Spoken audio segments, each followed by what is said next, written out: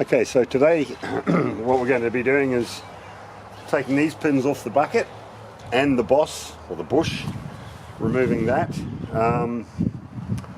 And I've got, these are 45 pins, and I've got some 50 pins made up, ready to go. It's a bit of fun trying to get this this boss off, or I can't get that pin out, so I've got to try and cut the boss off around the pin and then clean the pin up and then smack it out.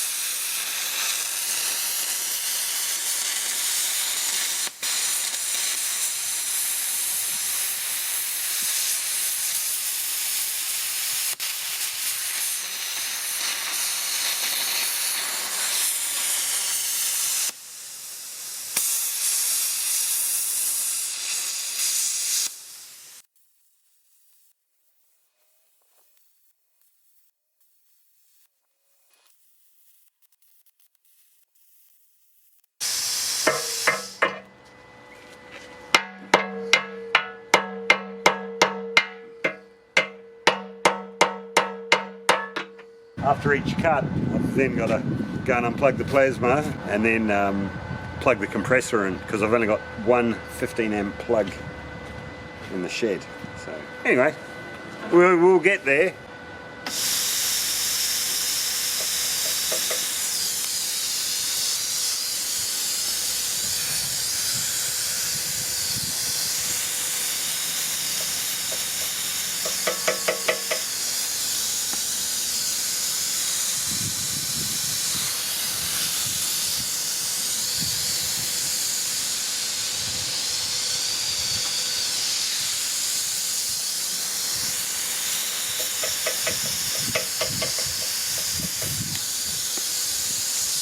Stopped working. It's temperature, it's too hot. Well, I've been on this bucket pretty much all day. Still haven't drilled the holes out yet, but I had to go and buy a new plasma cutter, something a little bit more grunty. This one cuts up through to 16 mil. Yeah, I was having a bit of trouble with the other one. I was just lucky that they exchanged it, and I just paid the difference for the bigger one. Total tools, man. I didn't think they'd do it, but they did. They're stand-up people at Carrum Downs. So, mind you, the advice I was given was a bit dodgy. So, one of the young fellas said, yeah, it should do it, yeah, no worries. So, and of course, yeah. Anyways, cut a long story short, I've got a new plasma and it cuts nice and deep. So, anyways, we'll do another couple of cuts.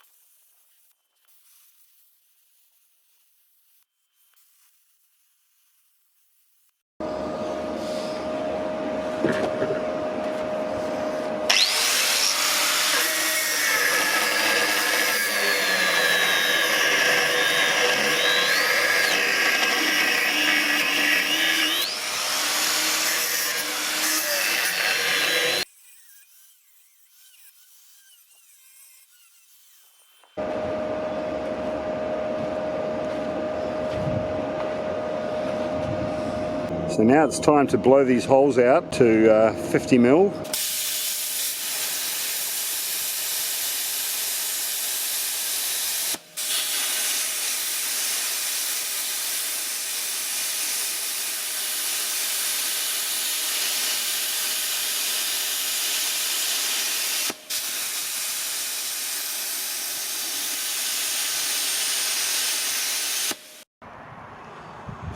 Well, they're in. They're not welded yet. I haven't checked I had to blow the holes out a little bit larger. As you can see, they're pretty rough.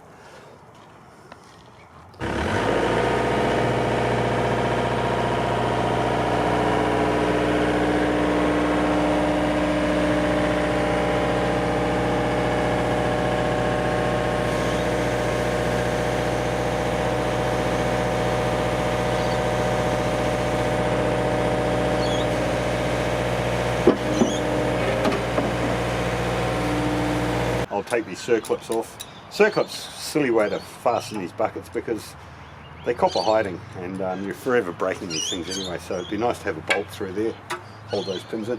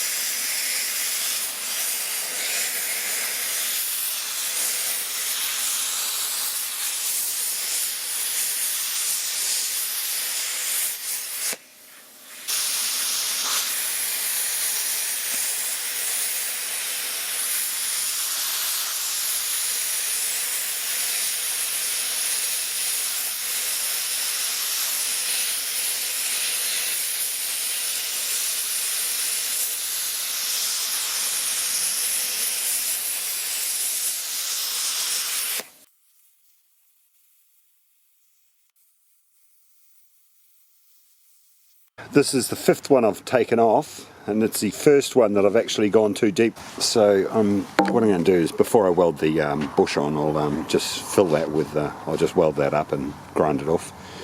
But yeah, so that's how we do it. It's quite painful. So this is 5. I've got 1, 2, 3, 4, 5. I've got 7 more to go. So when you turn old, like an old man, and you've got kids, you can say, check out YouTube, you'll see your dad when I was 14. And you can see your granddad. This is my boy. Love him like you wouldn't believe. But he's very camera shy. So, look at it. Probably wouldn't watch that stuff anyway. She wouldn't, no. That's your... We're not building that way. Hey? We're not building that way. Not yet. Not yet, we're not. Well, there you go. We've got them all installed. I still need to weld them in. Gee, that was a job. Yeah, she's a little bit rough in the insides there, but it doesn't matter. They'll all sit straight. I'll make sure I get them sort of separated, or you know, at the right. Get them parallel, so to speak. So it's Father's Day tomorrow. Got a car show. We're going up to St Kilda. That'll be nice.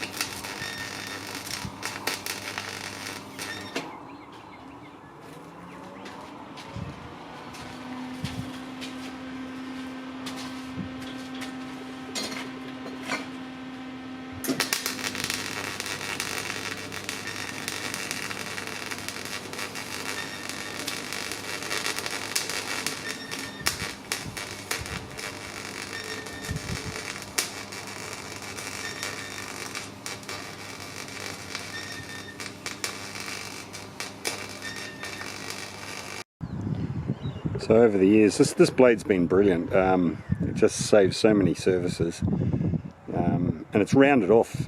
I'll show you from this angle. So it's rounded off on the corners, so you don't have a sharp blade on the corners. So if you do scrape against the pipe in the side of the trench that you just don't know is there, it's not going to pierce it.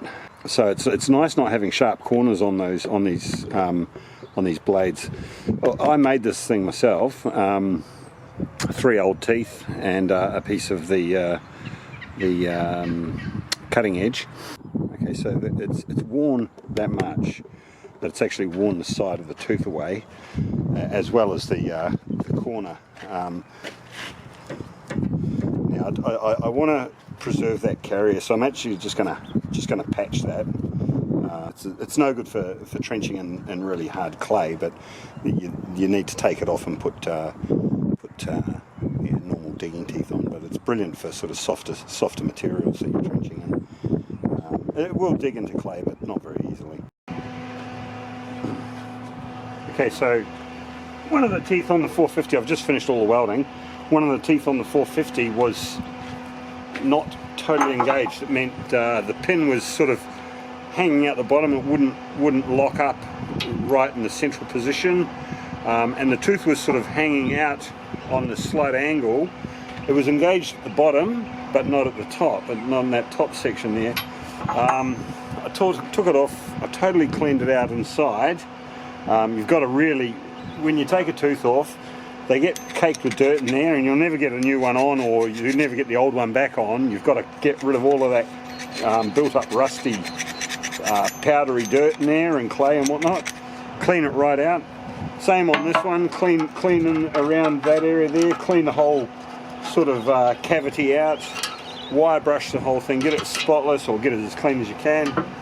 Now that's the rubber. That's a new rubber retainer. Okay, so it's got three steel locks which lock against the pin, so it locks the pin into position. That one there was completely chewed out, so that's why the pin kept on wanting to slide out and fall out. So that's completely chewed out and gone. I'll just clean this pin up so that we get nice high definition of those notches.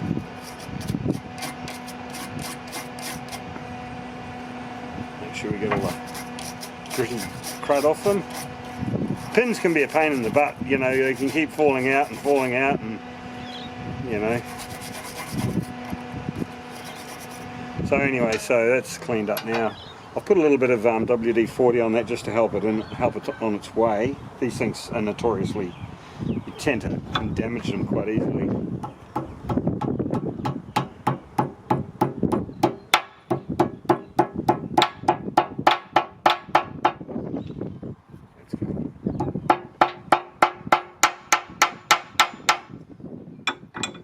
Hanging on the angle, so to speak, but still should engage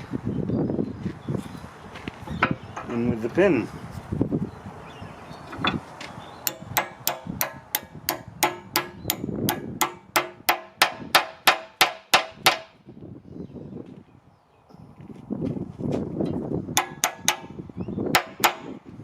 Okay.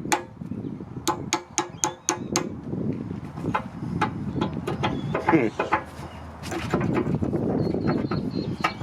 think we've got problems here. Bit of fatigue with these teeth. Might have, well, they're never really good fitting. They're always bloody ill-fitting things.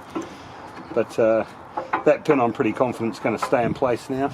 But it always pays to carry a heap of these on the job, because if you lose a tooth on a job, you've really got to keep digging. If you don't have any spares, if you don't have any spare teeth, spare rubbers and spare pins, you've got to keep digging. You can't stop for a tooth. The client will expect you to keep going, and quite rightly so, he's paying you. You know, you can within a couple of minutes quite easily change a pin, as you've just seen. But if you don't have any spares, it's all over. You're going to damage the carrier by the end of the day. Starting the big clean and just fluffing around inside the cab. I've shortened a few wires, for the UHF. They were hanging everywhere, and so I sort of bunched them up and sort of zip tied them up. And yeah, just going through and just checking everything inside the cab. One thing that's always, well, it's, you know, probably in the last couple of years has become noticeable is the levers. This lever is, you know, nice and tight. It sort of bounces back. This one bounces back too, but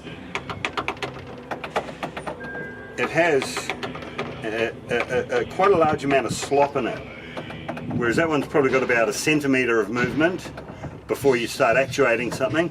This one here has got about 3 centimetres. So I'm just going to take this apart, have a look and see why that's so much sloppier than that one.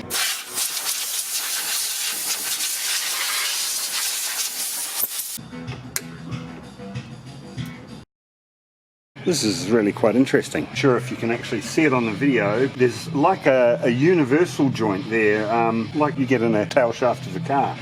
Now there's a little bit of, see the up to down movement there? That indicates that it's wearing. This big ring is an adjuster ring. So I'll do that.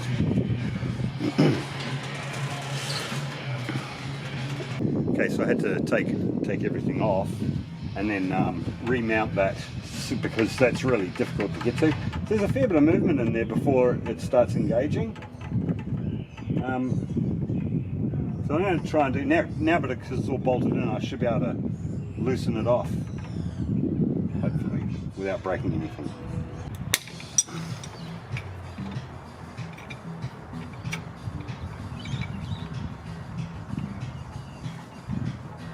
Oh, beautiful.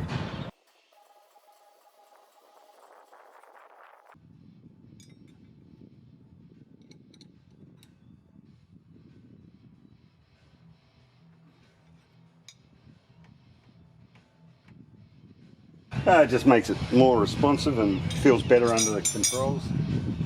Great. What a good result.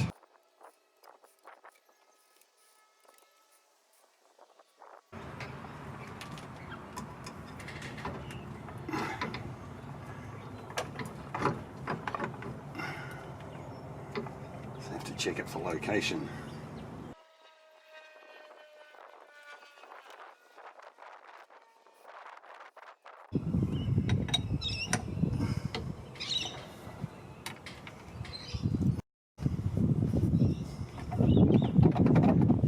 That's good.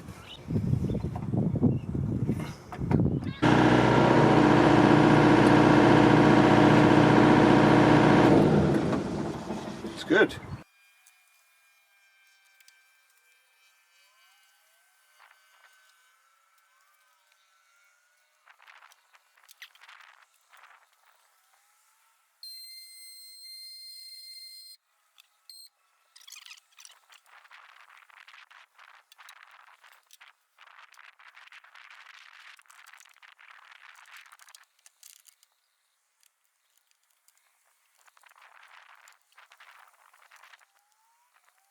Pulled the little threaded slug out of the plastic. So I might just mix up a little bit of epoxy and put that on there. You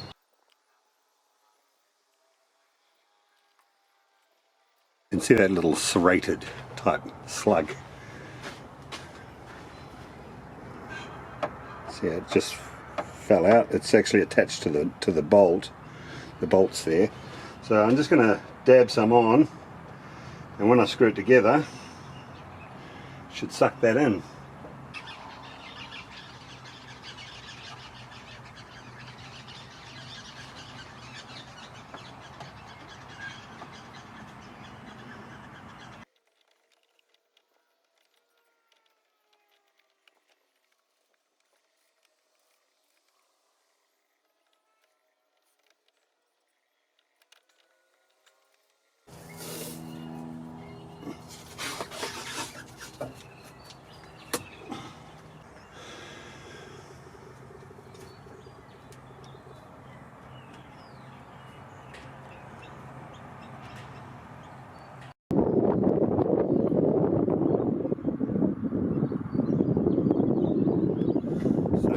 Just had the risk assessment done. Put a little piece of carpet in there. It's easier to pull a piece of carpet out like that than the whole rubber mat. The rubber mat's quite painful to get out. So she's all dust free. It's nice actually. I've still got to put that fire extinguisher in. But yeah, we're all done.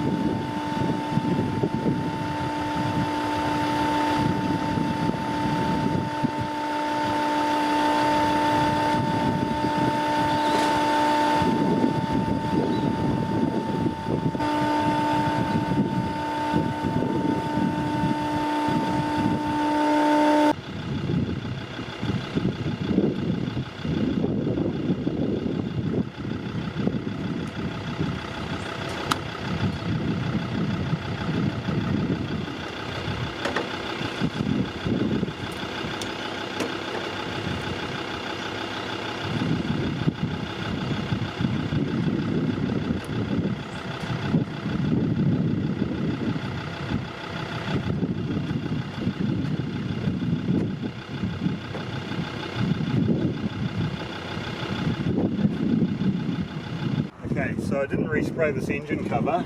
It wasn't really bad enough. There's a scratch there and a little scratch up there. We've got a little bit of paint off there, and but it has like an abrasion across the paint. So I'm going to try and polish that out. It's pretty hard to notice, so we'll just see how we get on.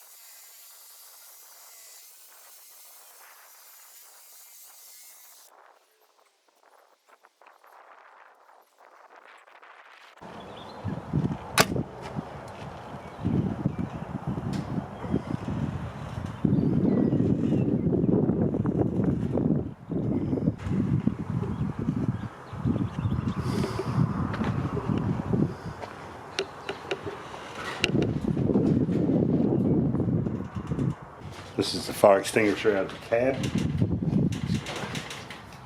A little bit of a spruce up.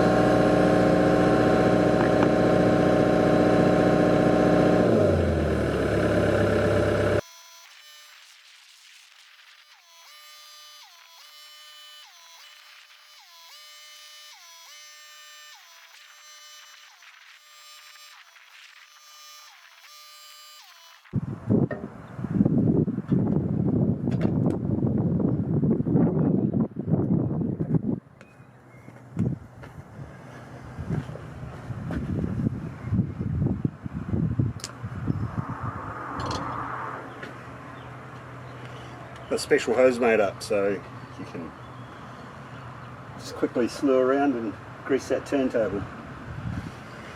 So all up we come in just over about 15 grand. Anyway, that's really quite cool. So she's nice and tidy inside, clean as. The whole machine. I'll have a walk around.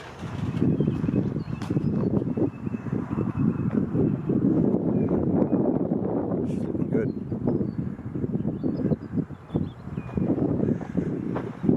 One thing I have to do is grease my ham up. There you go. So she's all refilled, ready for work.